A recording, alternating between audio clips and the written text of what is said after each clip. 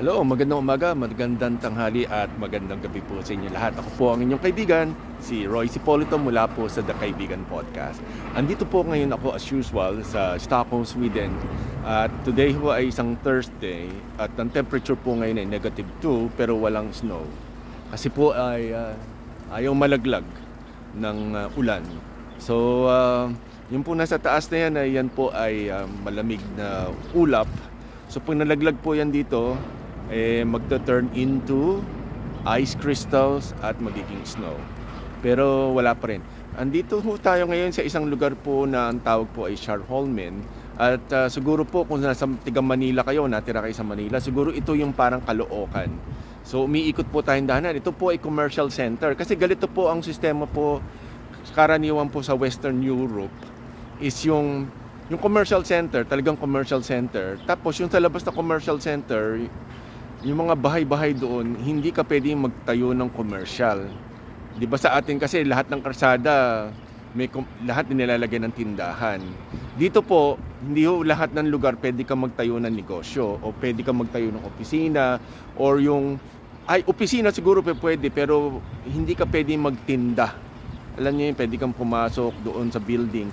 Pero wala siyang tindahan na para bang open to the public na yung labas-masok ng tao.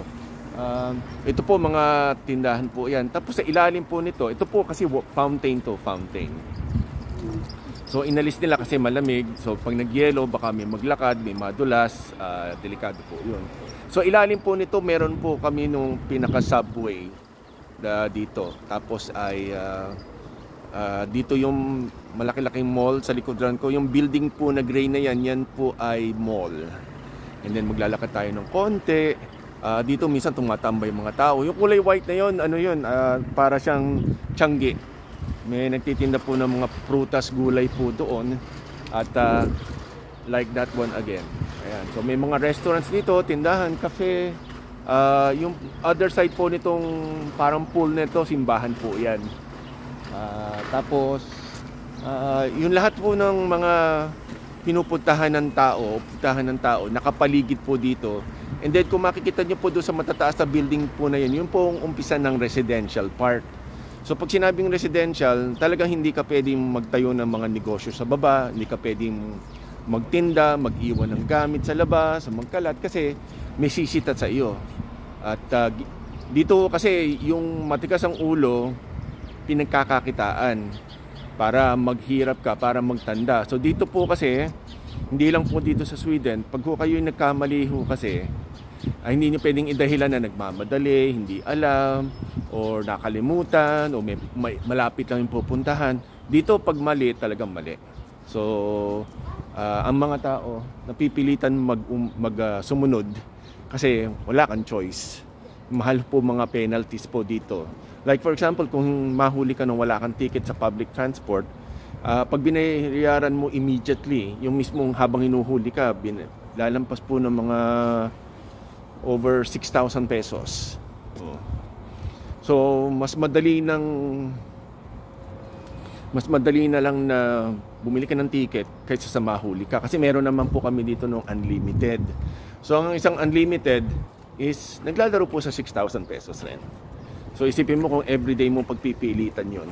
Tapos pag hindi ka agad nagbayad, may pa yon extra bayad, extra singil tsaka ibabayad po nung babayaran mo later on. At hindi ka makakalusot kasi dito po kasi nakadikit ho lahat ang dokumento mo and everything. So dali kang mapuntahan. At hindi ka ho makakakilos at hindi ka rin makakatakas. At yung pong kunwari, let's say for example, may mahuli ho dito yung sabihin mo na walang papel. Pag nahuli ka agad dito at wala kang ma-produce na ID, most of the time, 99% ikaw ay madi-deport. Hindi ka na makakauwi, mapapahamak pa yung tumutulong sa'yo, mapapauwi ka most of the time. Yun po yan. So dito yung hindi lang naman Filipino pero yung mga ibang lahi na walang papel, pag nahuli bye-bye. So Doon po sa mga walang papel, ginagawa ho nila, they make sure na talagang meron silang pamasahe. Kasi pag naman ho, meron kang ticket at na-inspection ka, hindi ka naman mapapahamak, hindi naman tatanungin. Pero wag mo lang bibigyan ng reason para ka tanungin at doon ka mapapahamak at bye-bye talaga. Kasi dito ho talaga nagpapauwi daw. Although hindi pa ako nakakakita, pero meron mga nagsabi na nagpapauwi daw dito pag nahuli. So andito tayo sa kabilang side ng commercial center. So yan pa rin yung kadikit pa rin ng isa. Tapos dito lahat ng sakayan ng bus. Dito babaan at doon sa opposite side po ang sakayan. So hindi ho kakapalit-palit ho tayo dito. Yun lang naman ang pagkakaiba no sa Pilipinas eh.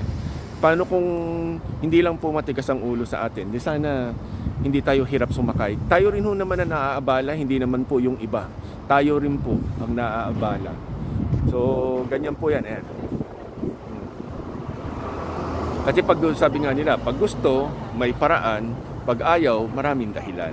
So ito po ulit ang inyong kaibigan mula po dito sa Stockholm, Sweden. Ito po si Roy Cipolito mula po sa Kaibigan Podcast. Maraming salamat po.